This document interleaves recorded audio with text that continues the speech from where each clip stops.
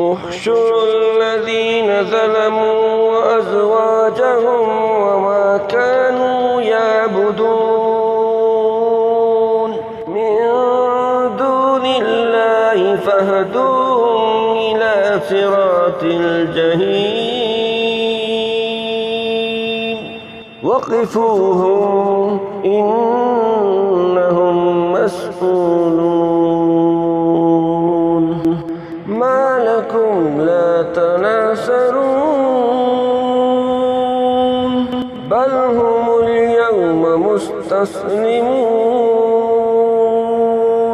وأقبل بعضهم على بعض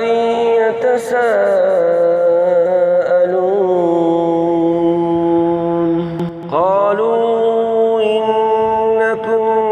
كنتم تأتوننا عن اليمين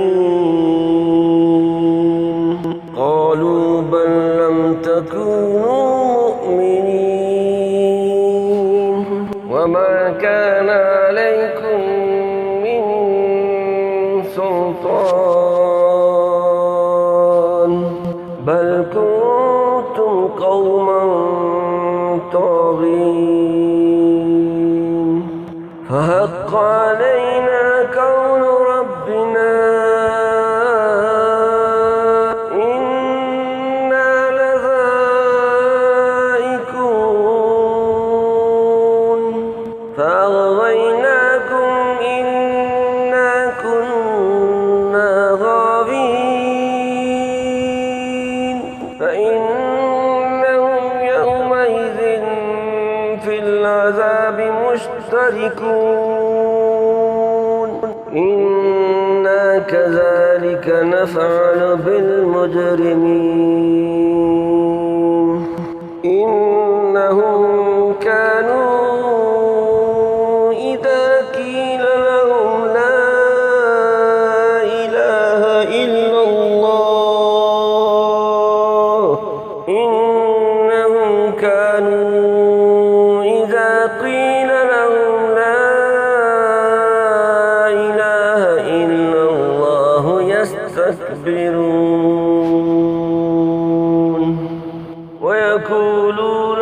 إنا لتاركو آلهتنا لشاعر مجنون بل جاء بالحق وصدق المرسلين إنكم لذائق العذاب الأليم وما تجزون إلا ما كنتم تعملون إلا عباد الله المخلصين أولئك لهم رزق معلوم فواكه وهم مكرمون في جنات النعيم على سرر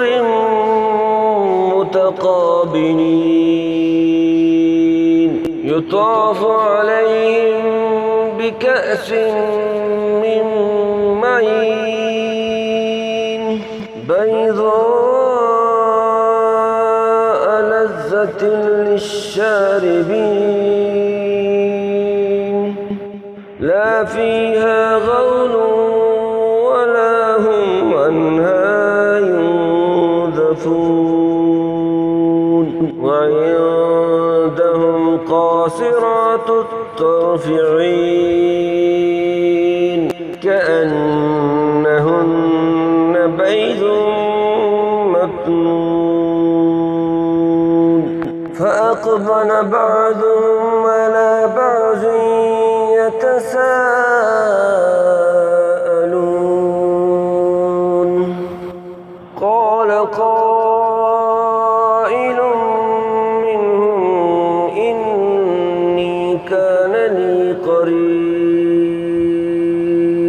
يقول أئنك وإنك لمن المصدقين أإذا متنا وكنا ترابا وعظاما أإنا لمدينون قال هل أنتم مطلعون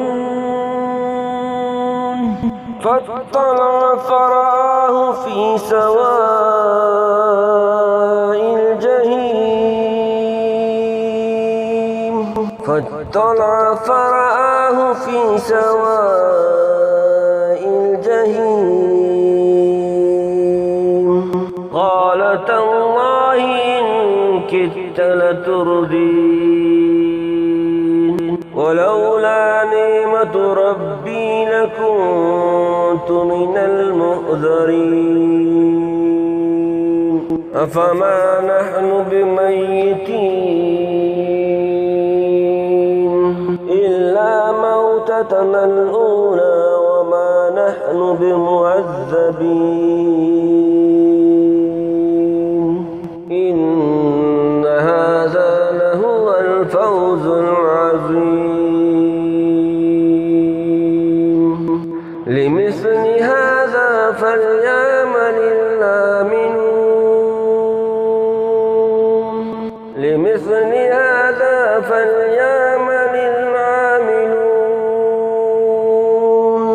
أذلك خير نزلا أم شجرة الزقوم إنا جعلناها فتنة للظالمين إنها شجرة تخرج في أصل الجحيم تلوها كأنه رؤوس الشياطين فإنهم لآكلون منها فمالئون منها البطون ثم إن لهم عليها لشوبا من حميم ثم إن مرجعهم لإلى الجحيم إنهم ألفوا آباءهم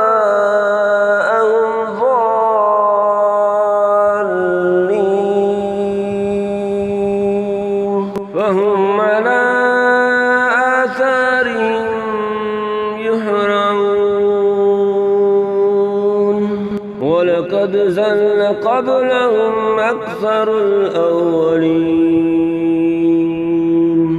ولقد أرسلنا فيهم منذرين